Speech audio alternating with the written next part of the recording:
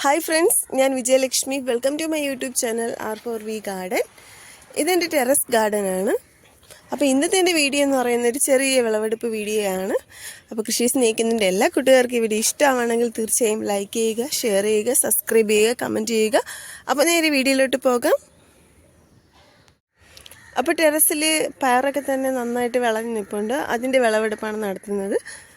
അപ്പോൾ പയറൊക്കെ തന്നെ നല്ല രീതിയിൽ വളർന്നിട്ടുണ്ട്. അപ്പോൾ ഇത് ചുവന്ന കളറുള്ള പയറാണ്. പിന്നെ കുറച്ച് പച്ച പയർ നട്ടിട്ടുണ്ട്. അപ്പോൾ ഈ പയറിൻ്റെ ഇത് രണ്ടാമത്തെ വിളവെടുപ്പാണ്. അപ്പോൾ ഇതിൽ നല്ലതായിട്ട് മണികളൊക്കെ തന്നെ ഉണ്ടായിട്ടുണ്ട്. അതിനെ വിളവെടുക്കുകയാണ്. അപ്പോൾ ഇതുവരെയായിട്ടും തത്തയൊന്നും കണ്ടിട്ടില്ല ഇതിൽ പയർ. അതുകൊണ്ട് എല്ലാം തന്നെ കായ്ച്ചു തരാൻ തന്നെ നിൽപ്പുണ്ട്. അപ്പോൾ അതിനെ വിളവെടുക്കുകയാണ്. അപ്പോൾ ഈ ചുവപ്പും പച്ചയും കൂടി ഒരുമിച്ച് നിൽക്കുന്ന കാണാൻ വളരെയധികം മനോഹരമായിട്ടുള്ള ഒരു കാഴ്ചയാണ്. അപ്പോൾ രാവിലെ എപ്പോഴും ടെറസ് കാണാനായിട്ട് ഭയങ്കര ഭംഗിയായിരിക്കും.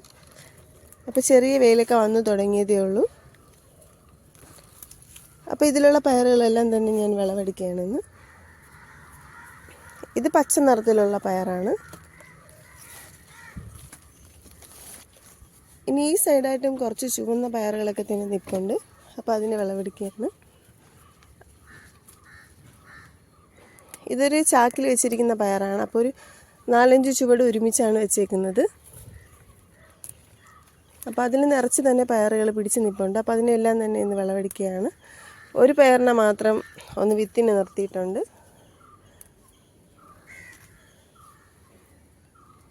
പക്ഷേങ്കിൽ ഈ പയർ തത്ത കഴിച്ചിട്ടുണ്ട്.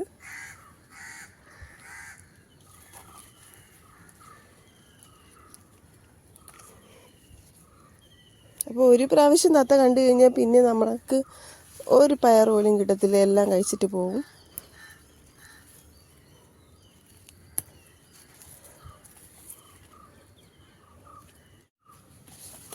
അപ്പോൾ നട്ട് കഴിഞ്ഞാൽ നമുക്ക് നിറച്ച് കിട്ടുന്ന ഒന്നാണ് ഈ പയറെന്ന് പറയുന്നത്. അപ്പോൾ ഈ ചെടിക്ക് ഒരു കീടശല്യം അങ്ങനെയൊന്നുമില്ല.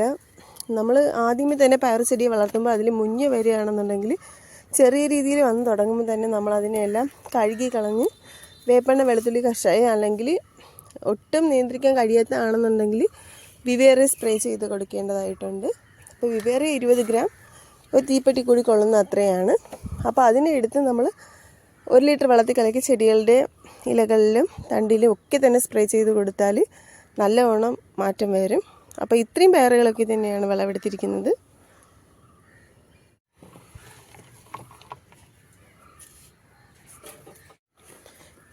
ഈ കാണുന്നതെന്ന് പറയുന്നത് പൊന്നാങ്കണ്ണി ചീരയാണ്. അപ്പോൾ ചെടിയിൽ ധാരാളം തന്നെ ഉണ്ടായി നിൽപ്പുണ്ട്.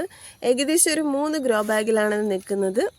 അപ്പോൾ ഇത് നുള്ളി എടുക്കും തോറും പിന്നെയും ഉണ്ടായി വരുന്നതാണ്. അപ്പോൾ കണ്ണിന് വളരെയധികം കാഴ്ചശക്തി കൂടാനൊക്കെ നല്ലതെന്നാണ് പറയുന്നത്. അപ്പോൾ ചീരയ്ക്കുള്ള ഗുണങ്ങളൊക്കെ തന്നെ ഇതിനുണ്ട്. അപ്പോൾ അത് നുള്ളിയെടുക്കുകയാണ്. അപ്പോൾ കുറച്ച് നേരം ഇങ്ങനെ ഇരുന്ന് നുള്ളണം. ഈ പൊന്നാങ്കണ്ണി ചീര നടുന്നത് വളരെ എളുപ്പമാണ്. ജസ്റ്റ് ഒന്ന് നുള്ളിയിട്ട് അതിനെ ഒന്ന് മണ്ണിലോട്ട് താഴ്ത്തി വെച്ചാൽ അത് പിന്നെയും ശിഖരങ്ങളൊക്കെ പൊട്ടി ഇതുപോലെ ആയി വരുന്നതാണ്. അപ്പോൾ വളരെ ഈസി ആയിട്ട് വളർത്തിയെടുക്കാൻ സാധിക്കുന്ന ഒന്നാണ്. യാതൊരുവിധ പരിചരണത്തിൻ്റെ ആവശ്യമില്ലാതെ തന്നെ. ഇനി കുറച്ച് പച്ച കളറുള്ള ചീരയാണ് വിളവെടുക്കാൻ പോകുന്നത്. അപ്പോൾ നല്ല ടേസ്റ്റുള്ള ഒരു ചീര കൂടിയാണിത്. അപ്പോൾ ഇതിനെ വേഗത്തിൽ വിളവെടുക്കാം.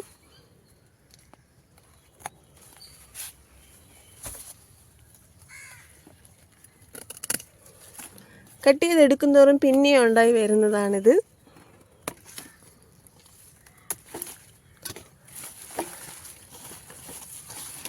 അപ്പോൾ ഇത്രയും ചീര എടുത്തിട്ടുണ്ട്.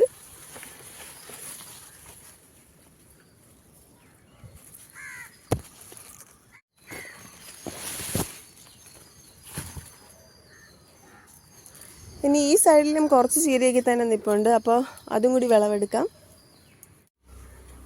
അപ്പോൾ നട്ട് കഴിഞ്ഞാൽ വേഗത്തിൽ വിളവെടുക്കാൻ സാധിക്കുന്ന ഒന്നാണ് ചീര.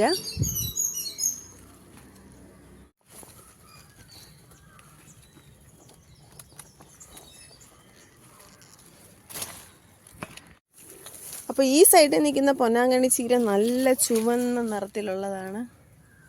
ഭയങ്കര ഭംഗിയായിട്ടുണ്ട്.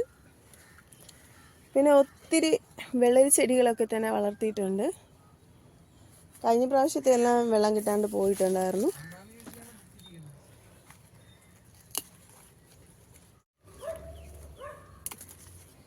ഇപ്പോൾ കുറച്ച് പൂത്തിട്ടുണ്ട്. പൂവൊക്കെ മാറ്റിയിട്ട് നമുക്ക് ഉപയോഗിക്കാവുന്നതാണ്. അപ്പോൾ ഈ സൈഡിലും ചീരയൊക്കെ തന്നെ വളർന്ന് നിൽപ്പുണ്ട്.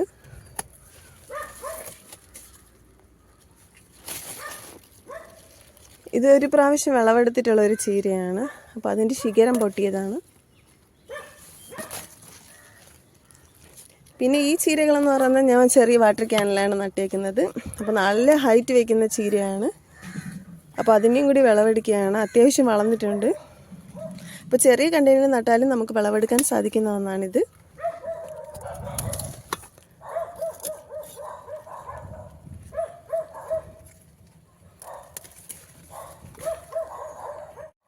അപ്പോൾ ഈ വാട്ടർ ക്യാനിലേക്ക് ഒരു ചെടി മാത്രം വെച്ച് നട്ടാൽ മതിയാകും.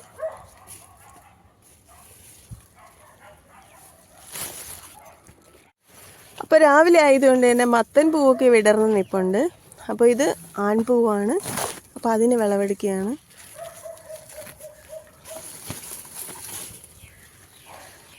അപ്പോൾ 2 മത്തൻ പൂവ് കിട്ടിയിട്ടുണ്ട്.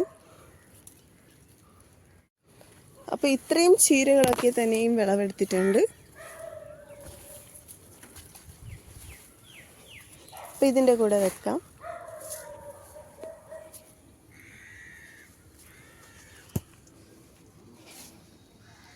അപ്പോൾ ഈ കാണുന്നതെന്ന് പറയുന്നത് സോയാബീനാണ്. അപ്പോൾ ഒരു കർഷക സുഹൃത്തിൻ്റെ വീട്ടിൽ പോയപ്പോഴത്തേക്കും കിട്ടിയിട്ടുണ്ടായിരുന്നായിരുന്നു. അപ്പോൾ അത് പൂത്തിട്ടുണ്ട്. നല്ല പർപ്പിൾ കളറിലെ ഫ്ലവേഴ്സാണ് അതിന്. അപ്പോൾ ഇതൊരു കൊലയായിട്ടാണ് ഉണ്ടാകുന്നത്. അപ്പം കുറച്ച് വലിയൊരു കണ്ടെയ്നറിലാണ് ഞാനിത് നട്ടേക്കുന്നത്. ഫ്രിഡ്ജിൻ്റെ കണ്ടെയ്നറിലാണ്. അപ്പോൾ ഇതിന് ചെറിയ പന്തലിട്ട് കൊടുത്തപ്പോഴത്തേക്കും ഇത് ഇത്രയും പടർന്ന് കയറിയിട്ടുണ്ട്. അപ്പോൾ ഓരോ പ്രാവശ്യം ചീര വിളവെടുക്കുമ്പോഴത്തേക്ക് ഞാൻ പുതിയ തൈകളൊക്കെ തന്നെ നട്ടുകൊണ്ടിരിക്കും. അപ്പോൾ ഗ്രോ ബാഗ് ഒഴിഞ്ഞതുണ്ടെങ്കിൽ അതിൽ നമുക്ക് ഇതുപോലെ പൊടിച്ച് നിൽക്കുന്ന തൈകളൊക്കെ തന്നെ നട്ടുകൊടുത്താൽ മതി. വേഗത്തിൽ വിളവെടുക്കാൻ സാധിക്കും നമുക്കിത്. അപ്പോൾ ഈ ചീര തൈകളൊക്കെ തന്നെ നട്ടുകൊടുക്കുക. അപ്പോൾ ഇത് ഒരു പ്രാവശ്യം വിളവെടുത്ത് കഴിഞ്ഞ് തക്കാളി നട്ടിട്ടുള്ള ഗ്രോ ബാഗാണ്. അതിലേക്കാണ് ഞാൻ ഈ ചീരകൾ നടാൻ പോകുന്നത്. ഇത് അത്യാവശ്യം കുറച്ച് വളർന്നിട്ടുള്ള ചീര തൈയാണ്. അപ്പോൾ ഈ വെയിലത്ത് നട്ടാൽ ഇത് വേഗത്തിൽ കരിഞ്ഞൊന്നും പോകത്തില്ല. കുറച്ചൊന്ന് വളർന്നുണ്ട്. ഇപ്പോൾ രാവിലെയാണ് നടുന്നത്. കുറച്ചും കൂടെ ചെറിയ തൈയാണെന്നുണ്ടെങ്കിൽ വെയിലടിക്കുമ്പോൾ പെട്ടെന്ന് അങ്ങ് വാടിപ്പോവും, ഇലയില അങ്ങ് പോവും. പക്ഷേങ്കിൽ ഇത് നല്ലതായിട്ട് തന്നെ നിൽക്കും.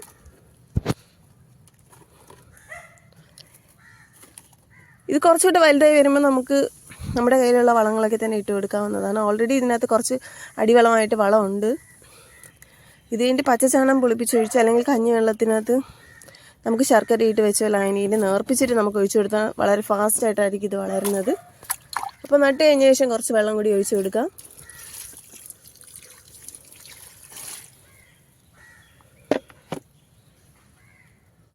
അപ്പോൾ ഒന്നിടവിട്ടുള്ള ദിവസങ്ങളിലേക്ക് വിളവെടുക്കാൻ സാധിക്കുന്നതാണ് ഈ കോവയ്ക്ക എന്ന് പറയുന്നത്.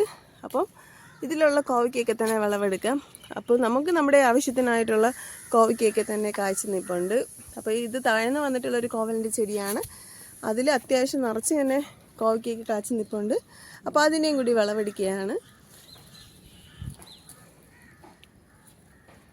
അപ്പോൾ ഇത് ഞാൻ എൻ്റെ ഡ്രമ്മിൽ വെച്ചേക്കുന്ന ഒരു ഡ്രാഗൺ ചെടിയാണ്.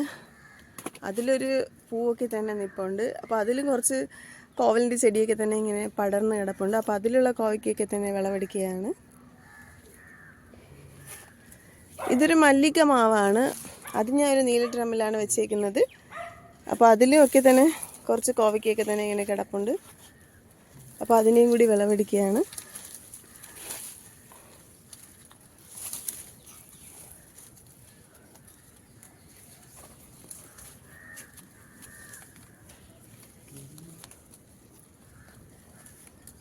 ഈ സൈഡും ഒക്കെ തന്നെ കായ്ച്ചു നിൽപ്പുണ്ട്.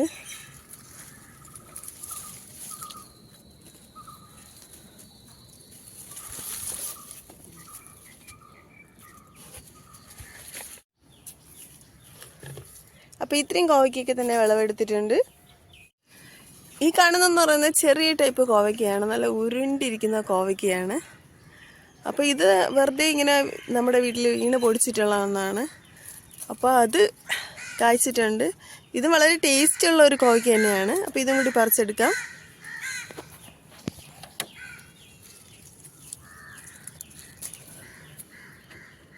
ഇതുപോലത്തെയാണ് കോവയ്ക്ക.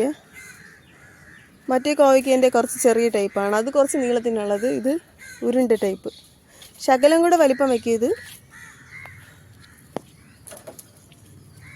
അപ്പോൾ അതിനെയും കൂടി പറിച്ചെടുക്കുകയാണ്. അപ്പോൾ ഈ ചെറിയ കോവയ്ക്ക കാണാൻ വളരെയധികം ഭംഗിയുള്ള ഒന്നാണ്.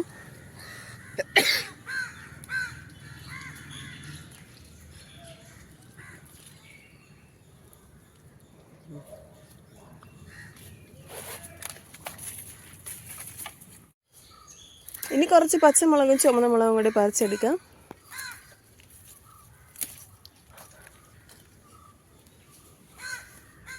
അപ്പോൾ ഈ ചെടിയിൽ നിറച്ച് തന്നെ കാഴ്ച നിൽപ്പുണ്ട്. ഇപ്പോൾ വിളവെടുക്കും തോറും പിന്നെയും ഉണ്ടായിക്കൊണ്ടിരിക്കുന്നതാണ് ഈ മുളകെന്ന് പറയുന്നത്. അപ്പോൾ ഇത് നല്ല എരിവുള്ള മുളകാണ്, കുറച്ച് സ്ലിം ടൈപ്പാണ്, പക്ഷെങ്കിൽ എരിയും നല്ലോണം ഉണ്ട്. അപ്പോൾ ഇത്രയും മുളകുകളൊക്കെ തന്നെ പറിച്ചെടുത്തിട്ടുണ്ട്.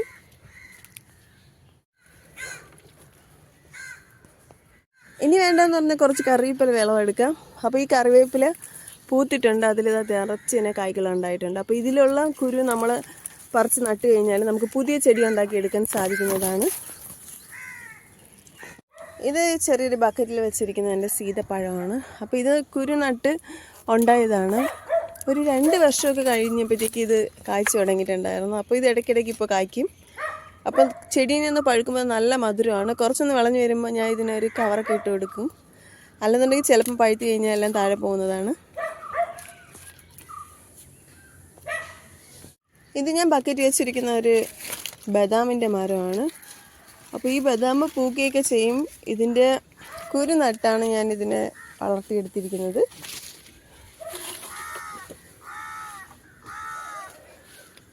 അപ്പോൾ ഇതും അതുപോലത്തെ ഒരു സീതപ്പഴമാണ്, ഞാൻ ബക്കറ്റിലാണ് വെച്ചേക്കുന്നത്. ഇതും ധാരാളം തന്നെ ഇതുപോലെ പൂത്തിട്ടുണ്ട്, കായ്കളൊക്കെ തന്നെ ഉണ്ടാകുന്നതാണ്. അപ്പോൾ കുരു നട്ട് കഴിഞ്ഞാൽ നമുക്ക് ഇതെല്ലാം തന്നെ കായ്ച്ചു കിട്ടുന്നതാണ്, നല്ല മധുരമാണ്. ഇതൊരു മുള്ളാത്തിയാണ്, ഇതും ചെറിയൊരു ബക്കറ്റിലാണ് വെച്ചിരിക്കുന്നത്. അപ്പോൾ ഇത് വെച്ചിട്ടൊരു 4 വർഷത്തോളമായി. അപ്പോൾ ഇപ്പോഴാണ് ഇതിലൊരു കായ പിടിക്കുന്നത്. അപ്പോൾ വെച്ച് ഒരു വർഷമൊക്കെ കഴിഞ്ഞപ്പോഴത്തേക്ക് പൂക്കാൻ വേണ്ടി തുടങ്ങി, പക്ഷെ കായൊന്നും ഉണ്ടായിട്ടില്ലായിരുന്നു. അപ്പോൾ ഇപ്പോൾ ഇത് ഒരു കാ വന്നിട്ടുണ്ട്. അപ്പോൾ ഒരു കുഞ്ഞു ചെടിയാണ്. ഇത്രയും പൊന്നാക്കണ്ണി ചീര നുള്ളി എടുത്തിട്ടുണ്ട്. ടെറസ് ഗാർഡനിന് കിട്ടി എന്തൊക്കെയാണെന്ന് നോക്കാം. അപ്പോൾ ധാരാളം ചീര വിളവെടുത്തിട്ടുണ്ട്, പിന്നെ പയറ്. അപ്പോൾ ഇത്രയും പയറുകളൊക്കെ തന്നെ കിട്ടിയിട്ടുണ്ട്. പിന്നെ എന്ന് പറയുന്നത് കുറച്ച് കോവയ്ക്കയാണ്. അപ്പോൾ 2 ടൈപ്പിലുള്ള കോവയ്ക്ക വിളവെടുത്തിട്ടുണ്ട്. കുറച്ച് പച്ചമുളക്, പിന്നെ പൊന്നാങ്കണ്ണി ചീര, കുറച്ച് കറിവേപ്പില, പിന്നെ മത്തൻ പൂവ്. ഇതിൻ്റെ എല്ലാ കൂട്ടുകാർക്കും വീഡിയോ ഇഷ്ടമായിട്ടുണ്ടെങ്കിൽ തീർച്ചയായും സബ്സ്ക്രൈബ് ചെയ്യുക, ലൈക്ക് ചെയ്യുക, ഷെയർ ചെയ്യുക, കമൻറ്റ് ചെയ്യുക. അപ്പോൾ പുതിയൊരു വീഡിയോയുമായി വീണ്ടും കാണാം. താങ്ക്